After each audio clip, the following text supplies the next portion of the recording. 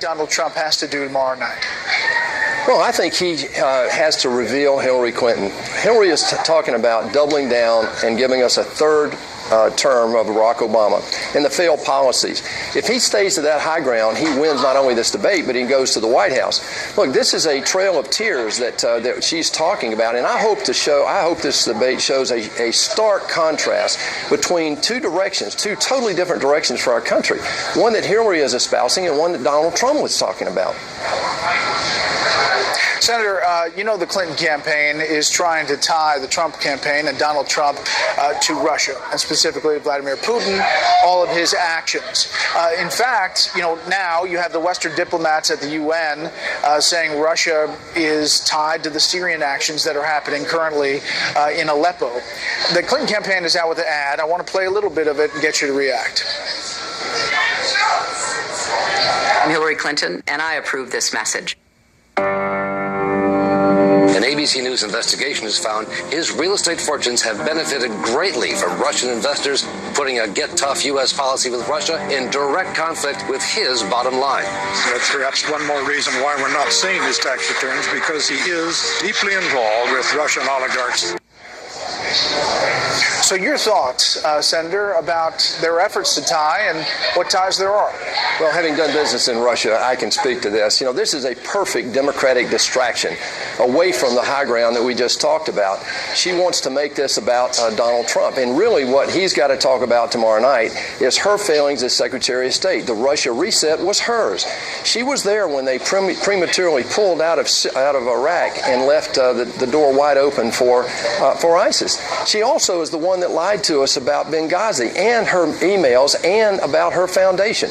So her record as Secretary of State is woeful, and I think this is another attempt to distract voters away from the real issues. And look, the real issues coming back again is our ability to defend our country, which ties back to what Donald Trump's talking about, is this economic crisis that you see being manifested in our cities right now with this turmoil.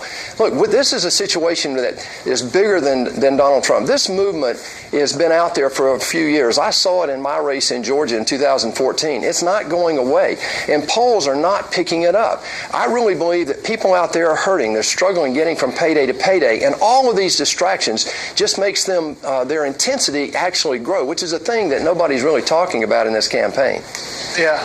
Well, Senator, on that issue, on the economy, you're a Republican, you are a businessman, and now the nominee of your party is speaking against trade deals. He's against the TPP, the Trans-Pacific Partnership.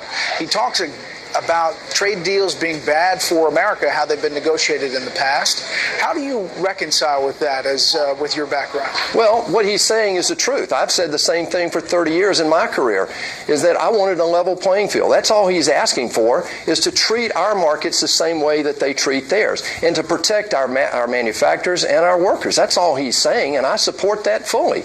Look, it's no doubt that in the last 40 years, 50 years even, we have not moved since the Great Society was signed in the mid-'60s. We haven't moved the needle on domestic poverty, but we've moved the needle globally on poverty because of our open markets and because of these deals that have favored the third world.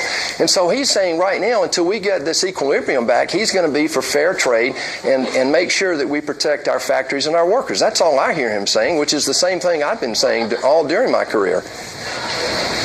Senator, I know you were at the opening of the African American Museum, the Smithsonian Museum of African American History and Culture the other day. You know that issue of how those communities are being dealt with by policing is a huge issue with Charlotte and Tulsa and what we've seen. If you look at the latest poll, Donald Trump is down 83 points with black voters. How do you think that he can change that dynamic, and is he trying to change it? Well, of course he's trying to change it. I think he's out there talking to that community as she is. But I really think the issue here is about security. If you talk to people that are in those communities, and by the way, we have the story that nobody really talked about, and that is Charleston. You know, with that tragedy happened there, that community came together and gave us a model, really. And that's honestly what this African American Museum is all about. It's not just about our history and the history of African Americans and their culture. It's about our future. I believe this president's been one of the most divisive divisive presidents in our history. And you see that playing out in our cities today. And Hillary Clinton is only going to double down on those policies that have created this. I heard some of your guests earlier in the week talk about the economic issues are causing some of this frustration, and I firmly believe that. So when Donald Trump talks about growing the economy, it's about growing the economy for everybody. And that's what people back home want to hear. Senator Perdue, we thank you for your time. Good to see you, Brett. From the Clinton campaign now, Michigan Representative Congresswoman Debbie Dingell joins us from Detroit tonight. Congresswoman, thanks for being here. I want to start out like I started out with Senator Perdue. What does Hillary Clinton have to do tomorrow night? Well, good evening, Brett, and it's good to be with you and to listen to the senator. I think tomorrow night, Senator Clinton, or Secretary Clinton, needs to show the world that she's got a plan, that she's got a vision that is a positive vision for everybody. She also has to show the human side of her. She's got to show what a great world leader she'll be, and she's going to show that she can stand up to bullies. You know, I played an ad the Clinton campaign ran about Russia for Senator Perdue. There is now an ad by the Trump today. Take a listen, Congresswoman. What do you tell the wife who's lost her husband because a sanctuary city released an illegal immigrant from behind bars? This has to end. It will end. If I become president, I promise you it will. Secretary Clinton has released